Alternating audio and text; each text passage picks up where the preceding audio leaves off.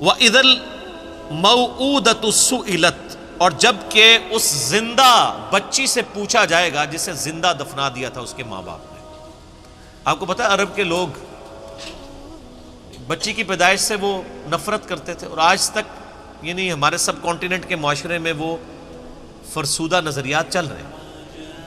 حتیٰ کہ مسلمانوں کے ہاں بھی چلتے ہیں، ہندوؤں کے ہاں تو بہت زیادہ ہے۔ 8 سے 15 سال پہلے کی آلموسٹ رپورٹ ہے BBC کی کہ انڈیا کے اندر روزانہ 3000 بچیاں پریگنینسی کے دوران مار دی جاتی تھی۔ 3000 روزانہ۔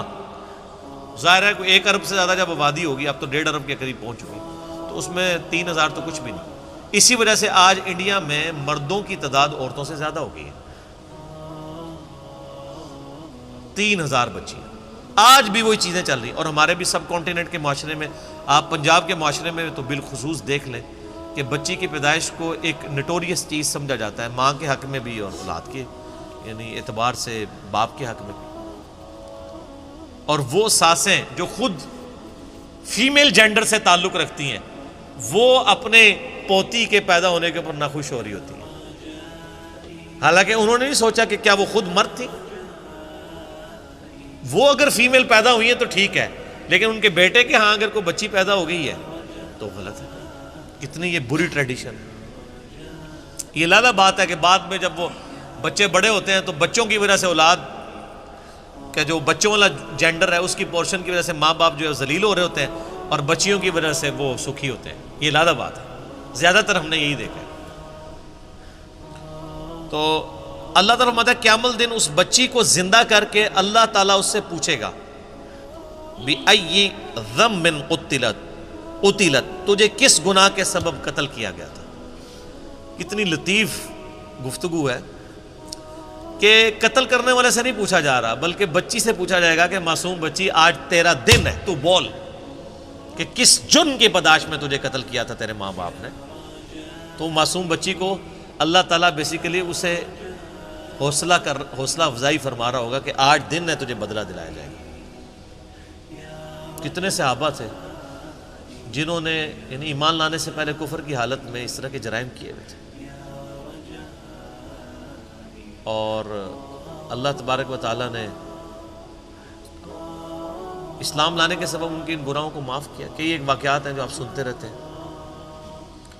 بہرحال یہ بہت بڑا جرم ہے۔ آج بھی یہ بات ماڈرن دور میں جو اس سے ریلیٹڈ چیز ہے جس کو ڈسکس کرنے کی ضرورت ہے۔ نیٹ کے اوپر آپ کو شعر و شاعری کی فارم میں بھی ایسی نظمیں ملیں گی سیدنا داہیہ قلبی رضی اللہ تعالیٰ عنہ کے بارے میں، کہ ان کی ایک چھوٹی سی بچی تھی جو انہوں نے دفنا دی تھی، اور جب وہ اسلام قبول کرنے کے لیے آئے تو انہوں نے پورا بڑا رکت انگیز واقعہ ہے، وہ انسان بیان بھی نہیں کر سکتا، تو وہ بیان کر کے کہا یا رسول اللہ مجھے کیا یہ میرا گناہ بھی معاف ہو جائے گا؟ تو اللہ نے فرمایا، اللہ کے نبی علیہ السلام نے فرمایا کہ اسلام پچھلے سارے گناہوں کو معاف کر دیتا ہے۔ بہرحال آج کے دور کے اعتبار سے اس میں عبرت یہ ہے کہ اللہ کا شکر ہے اسلام کی برکت سے لوگ کم از کم بچیوں کو دفناتے تو نہیں ہیں، لیکن پریگنینسی کے دوران ضائع کرانا بھی کسی نہ کسی درجے میں اسی جرم کے اندر فال کرتا ہے۔ پریگنینسی آئیڈینٹیفائی ہوگی، ایون آئیڈینٹیفائی نہ بھی ہوئی ہو کہ یہ میل ہے یا فیمیل، اس سے پہلے بھی آپ یہ کام کر نہیں سکتے، کہ اولاد کو قتل کرنے کے زمرے میں آتا ہے، اور قرآن حکیم میں بڑی سختی سے اس کی مذمت ہے۔ سورہ بنی اسرائیل میں تو اللہ تعالیٰ نے بالکل ایک اوپن فلسفہ بیان کیا ہے کہ مت قتل کرو اولاد کو مفلسی کے ڈر سے، تمہیں بھی ہم رزق دیتے ہیں، اس کو بھی ہم ہی رزق دیں گے، بے شک ان کا گناہ بہت بڑا جرم ہے۔ لوگ ان چیزوں کو ہلکا جان رہے ہوتے ہیں، پھر ڈاکٹروں سے مشورہ کرتے ہیں، پھر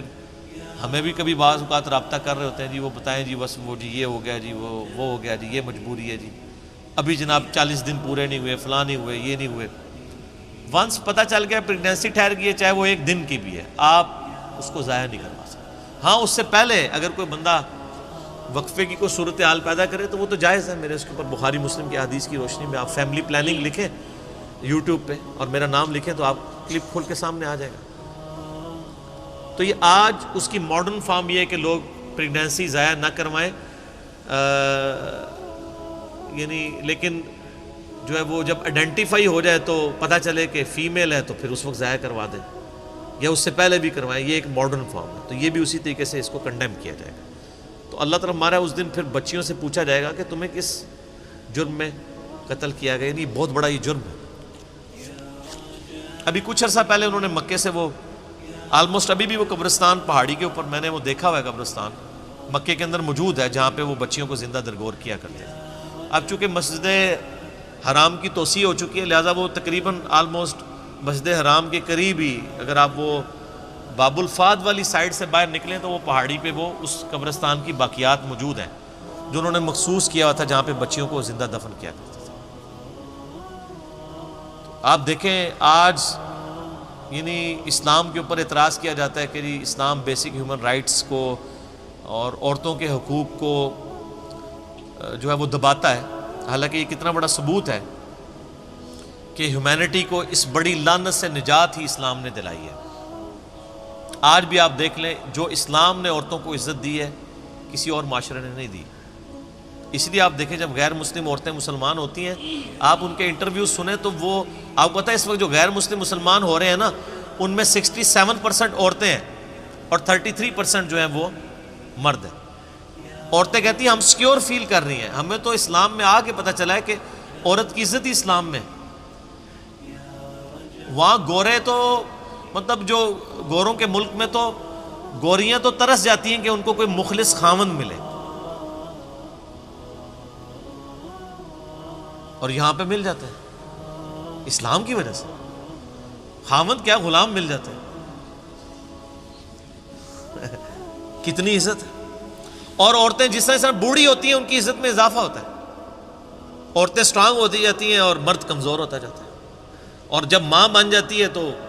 آپ دیکھ لیں ہمارے سب کانٹیننٹ کے معاشرے میں کتنی عزت ہے۔ چند ایک مثالیں آپ ایک نٹوریس دیں گے، اوورال تو ایک ورتھ ہے نا۔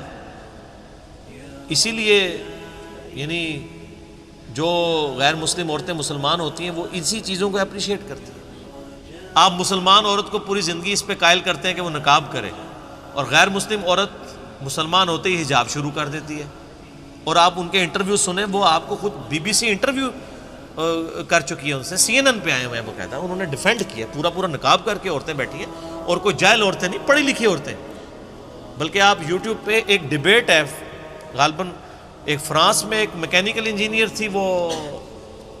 عورت جو مسلمان ہوئی اس نے پورا کالا نقاب اور پورا برقع کیا ہوا، اور دوسری طرف انہوں نے ایک مسلمان ملک کی ایک بال کھول کے مسلمان عورت بٹھائی ہوئی تھی، اور ڈیبیٹ یہ ہو رہی تھی کہ برقع ضروری ہے کہ نہیں۔